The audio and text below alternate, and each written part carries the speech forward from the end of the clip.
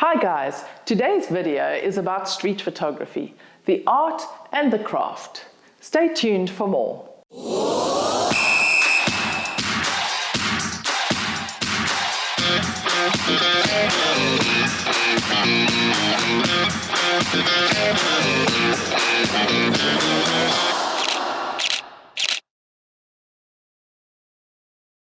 In the spirit of street photography, I went tramping around the streets after Fuji ex-photographer Leon Oosthuizen. He's got a wonderful eye for composition and for telling stories out of things that we would think were just ordinary everyday stuff.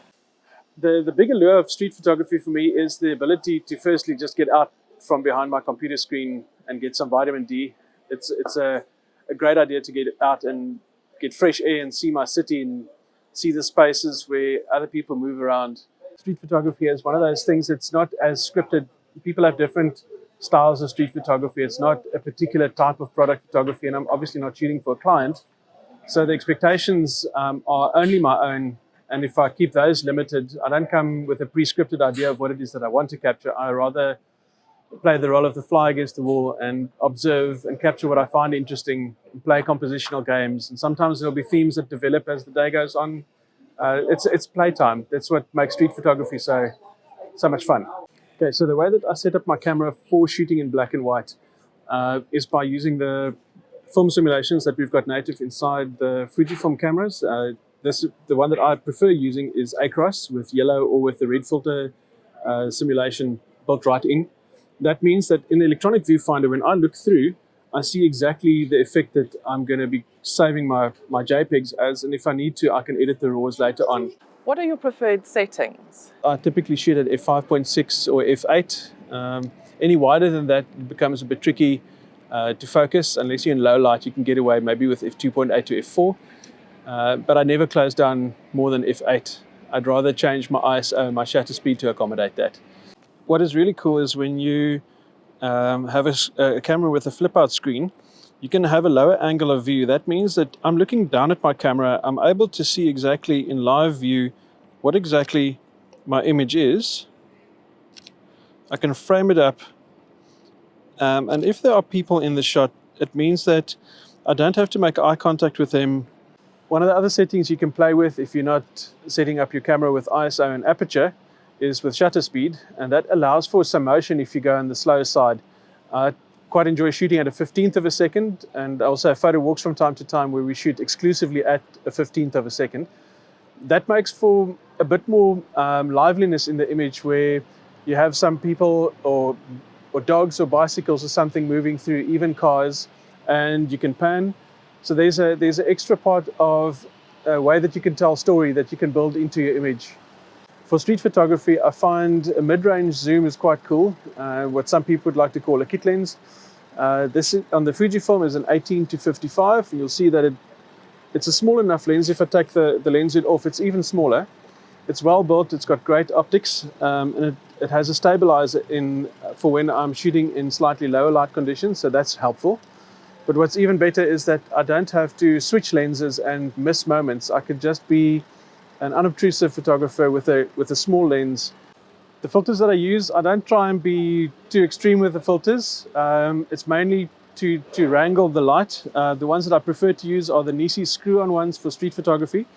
This is the 3-stop neutral density. There is a polarizer, and there's also a 10-stop neutral density in here with step-up rings. So if I'm shooting with a smaller lens diameter, I can put a bigger lens filter in front of it. And it's a handy carry case that keeps all of my step-up rings from all of my smaller lenses to my bigger filters. That's all you really need. They're neutral density, they don't affect the color, but they let you work with the light that's available. Lastly, what everybody wants to know is, what is in your camera bag? Always in one side of the bag, I have my travel tripod. There we go. It's a carbon fiber Siré. One of the legs comes off if I need a monopod. It comes standard with a head, so it's a really cool package, and it takes a lot of weight if you need to. It just fits quite comfortably in the side of my Peak Design backpack. I have cables and everything else on this side if I do need to connect to things. like chargers and all that. This bag is not designed necessarily to be put down, but to stay on your shoulders and sling around. It's an easier bag to carry around than a typical backpack. But what I've got in here are two smaller lenses, a 35 and an 18 f2. One of my most loved lenses for street photography as well, if the 18-55 that's on the camera isn't wide enough, is the 10-24. This is ultra wide f4, also stabilized. I prefer this over the 2.8 8-16 purely because of the size, and I can still add a filter to the top. Another important thing in my bag is my pair of sunglasses. They're prescription, polarized, neutral density gray. So I'm not affected in any colorway, but I can tilt my head sideways to see how the scene polarizes before I decide to add a polarizing filter onto the front of the lens. That's extra effort. So I save myself some time and mission with that. Next to this is the neck strap. I don't always have a neck strap on my camera, just a wrist strap for most of it. That goes around there. But if I do have a neck strap, this is a very handy tool for helping me to stabilize at low angles. So by flipping the screen down, I can pull back on the neck strap, and as I lift the camera up, now I have a viewpoint, a vantage point that's higher than my head, and I can pull back on this neck strap and have a far steadier image than I would with just one hand, even two above my head. Far steadier way to shoot, and a really nice way to use a neck strap. I have a tiny flash that goes on. It's just a pop-up flash that goes onto the hot shoe. Very easy to add a bit of light to your foreground. The thing that I never leave home without, especially with street photography, is this Square Instax Wi-Fi printer. I can print from my phone, or more importantly, I can print straight from my camera. This is great as a bartering tool or as a thank you. If I do portraits on the street, people often want some money in exchange, and I find far more valuable to those people are actually giving them a photograph on the fly that happened right there, right now. So this is a great tool in my bag that I use constantly.